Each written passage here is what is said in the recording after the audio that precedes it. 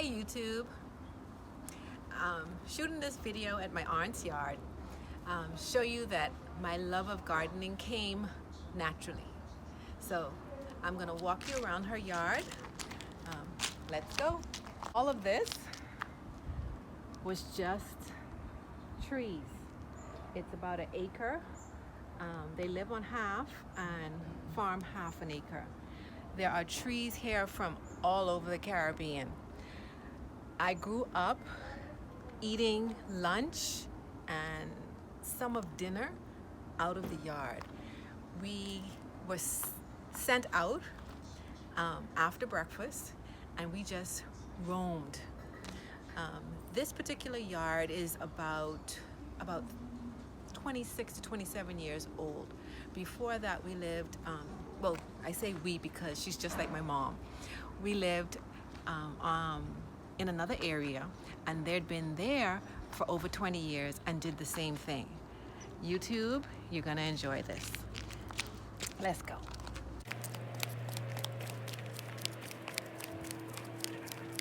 So here in the front, these trees, they're called frangipanis. They have them here in almost every color. They're deciduous trees, so they've lost their leaves now and they're just putting out flowers. But in the summer, they're absolutely gorgeous. There's white, pink, yellow, and a variation of the pink, like a darker pink. Absolutely gorgeous. Over there is what we call a sapodilly tree. This particular tree bears year round. So 365 days of the year, we can come out and get some sweet dillies. Over here is our national tree, the Lignum vitae. It's against the law to cut it down, and it's a slow growing tree and puts out small flowers that are really beautiful. It's getting ready to bloom right now. There's several of these trees throughout the yard. They're breadfruits. My uncle, he's from Barbados, and he brought these trees. So they're like I think there are about 4 of them. The fruit is a starchy fruit that can be used in place of potatoes, rice, yams, that sort of thing. Delicious. Can be cooked in various ways. It's not bearing right now. It usually bears in the summer. As we walk through this grove of sugar apples, here we have some sugar apples. It's a small one here, and they have several trees around the yard. This is a red one here. It's dessert. You'll see some laying down. Several of the storms came through. I think this one went down in Matthew, and through a couple tropical storms, we tried to bring it back up, so we just decided to leave it down. But it doesn't stop it from bearing. It's still delicious. It's a sugar apple alley. Here we have a breadfruit. These trees get to be huge, huge trees. Usually they top them off every few years because the fruit will be way up at the top of the tree, and then you can't get it, and then when it falls, it'll bust open and it's inedible. So every couple of years they'll top them off so that we can get the fruit. Oh boy. Let's just have a look around. Here's a nice avocado. This is a pigeon pea. And there's several pigeon peas here. It's getting time for them to bear, so we'll have pigeon peas probably for Christmas or very early into the new year. Having green peas, as we call them, is something we look forward to at Christmas time. Green peas and rice with our Christmas dinner. And as you can see, the pumpkin vine is allowed to roam wild. It just grows wherever it wants to grow, and has several small fruit on it. Gorgeous fruit.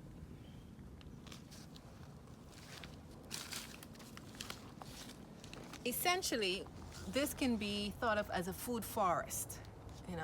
There's no real, I wouldn't say no rhyme to reason. I wouldn't say that there's no planning, but it was you know, let's put something here, there, and we just come down and harvest. So, oh, let me show you this. This is cassava. So we eat the root of this. This is cassava, and so we'll eat the root. And this is another starchy vegetable. So we'll dig that and pull up, and there'll be root. It'll have tubers on it, and they'll be boiled and eaten. So they can be boiled, fried, baked, put in soups. Delicious, but highly starchy. And here the avocados are starting. The musical fruit. Gorgeous avocados. Absolutely wonderful. I'm a bit jealous because in Freeport, because of Dorian, our avocado trees aren't bearing this year. We lost quite a few in our yard, so I'll be taking some of those back with me. So lots and lots of avocados.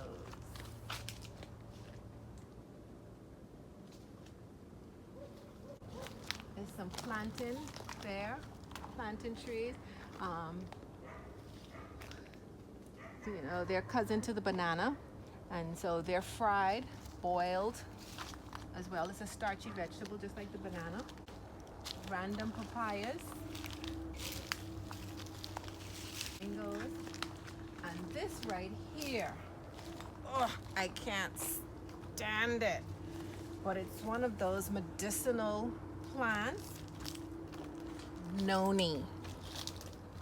It stinks. But it's supposed to be very good, full of trace minerals for you that people either eat raw or steep in, you know, water and drink. Ew. But this tree, but I will say the tree is absolutely beautiful. Absolutely gorgeous tree.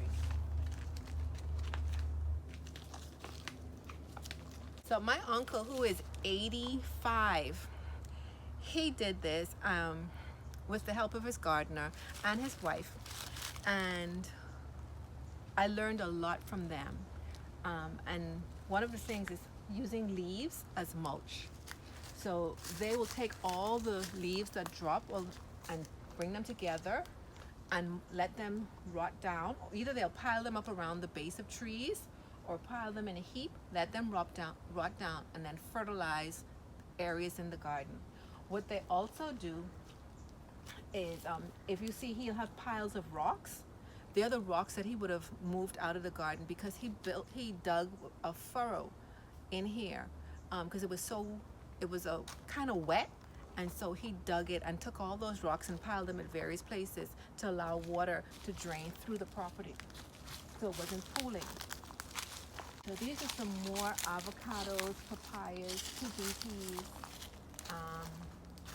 and you know, interestingly enough, when I started watching YouTube, I saw that quite a number of persons talked about this Malabar spinach.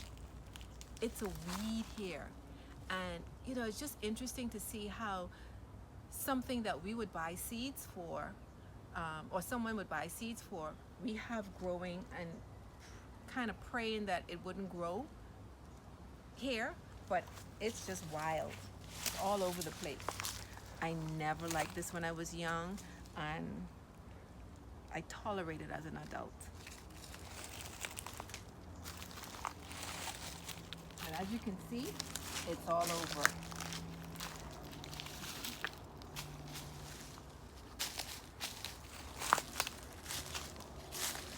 But here we are, avocados,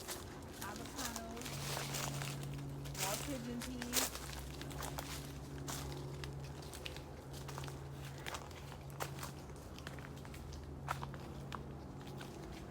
Lots and lots of pigeon peas.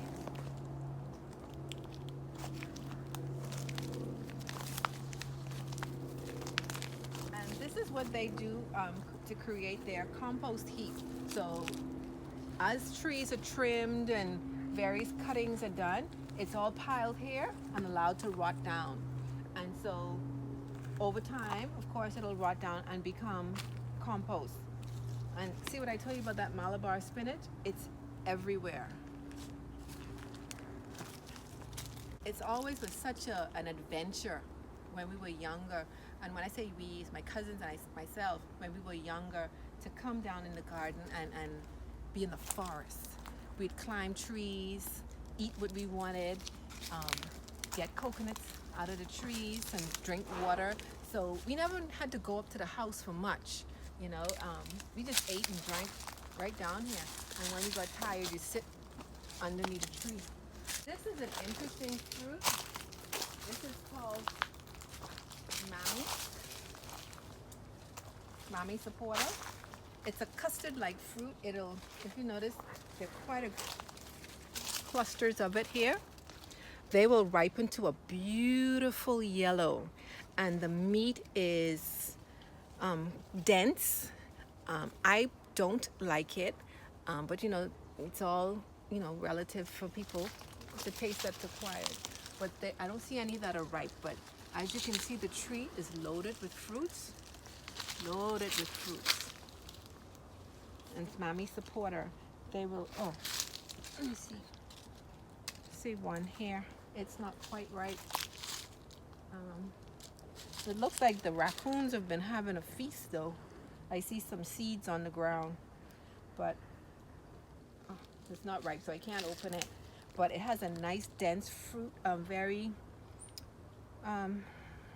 what should I say? I can't think of anything that's like, but I don't particularly like it. It leaves your mouth dry. This is a huge custard apple tree. It's like a cross between a sugar apple and maybe a soursop. It's shaped like this. It's shaped like this, but it has this.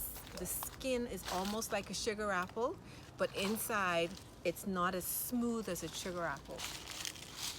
But once again, it's a huge tree and it puts out a lot. Oh, here we go. See the Mami supporter?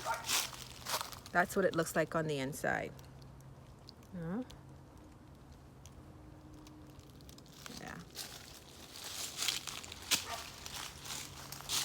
Down in the back there, particularly the coconut down in the back there. I'll show you when I get inside, but my aunt just did a huge batch of coconut milk. Delish. So here we have akis. You usually hear about it with the Jamaicans eating ackee and codfish or akis with breakfast. You have to wait for the fruit to open up on its own. Oh, there we go. So like this is ready. All right, when the fruit bursts open. All right. If you eat this prior to this bursting, opening up like this, it can be deadly. All right, it is poisonous. But this is a huge ackee tree. A lot of these trees have been here for, like I said, over 20 years. So they're well established.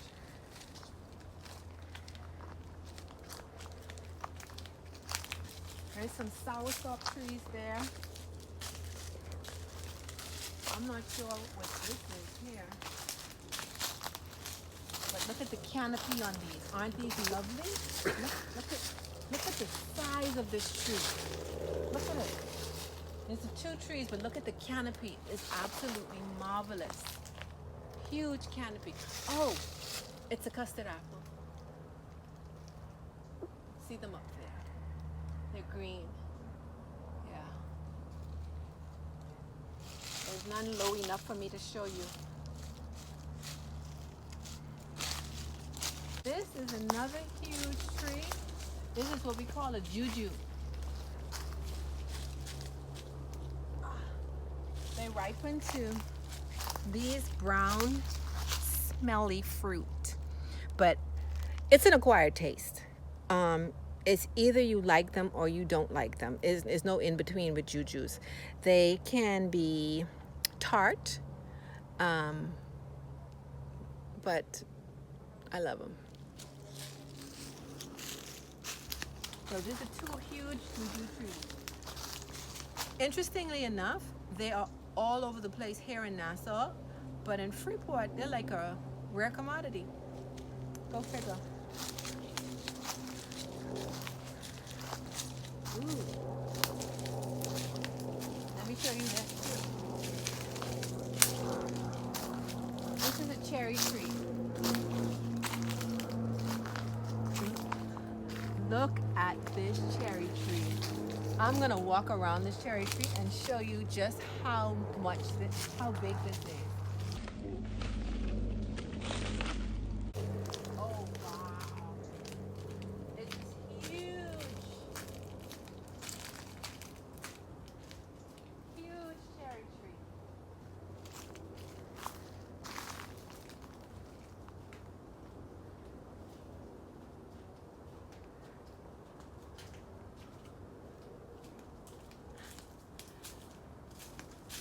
Okay.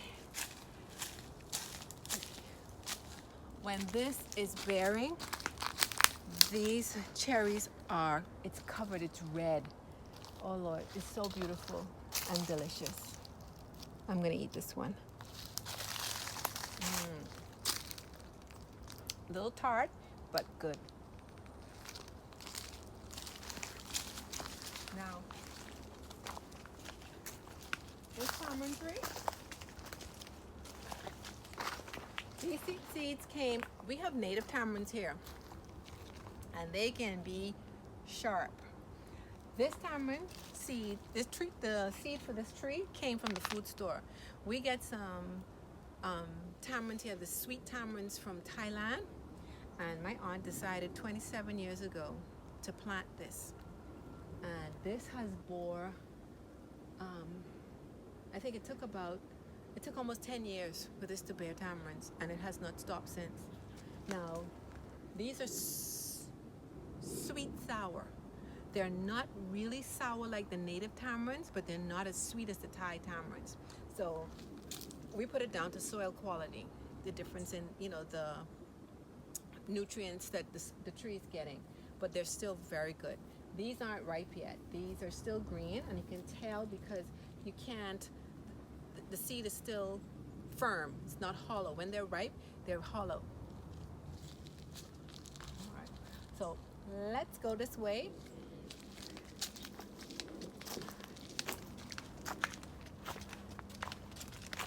And look at the pumpkin patch. Isn't it gorgeous? There's several pumpkins around. Nice pumpkin there. Lots of blossoms. It's nice. And let's go into the vegetable garden. Oh, these are what the dillies look like. That huge dilly tree. These are what the dillies look like.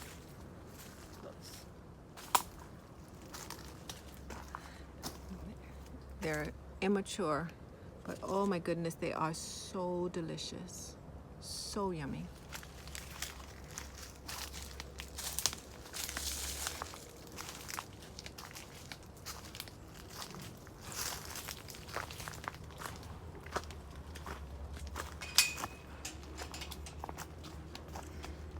So enter into the vegetable garden.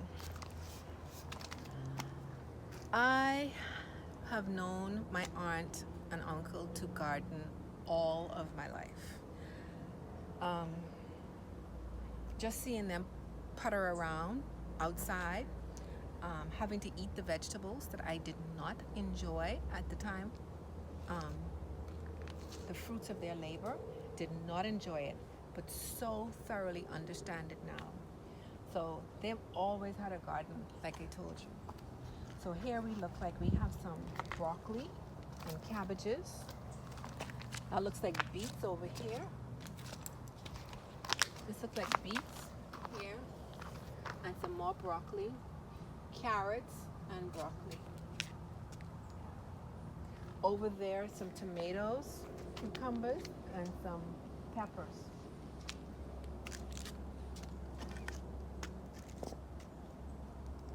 I've learned a lot of tricks from my uncle.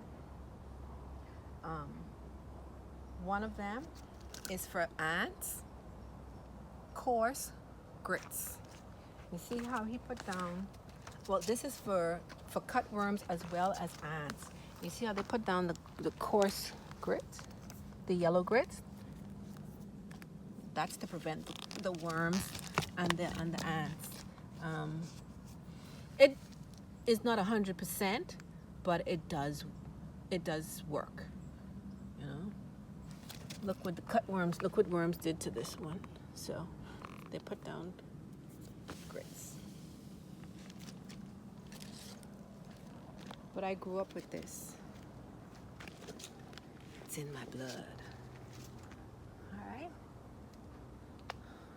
Oh, let me show you these bananas.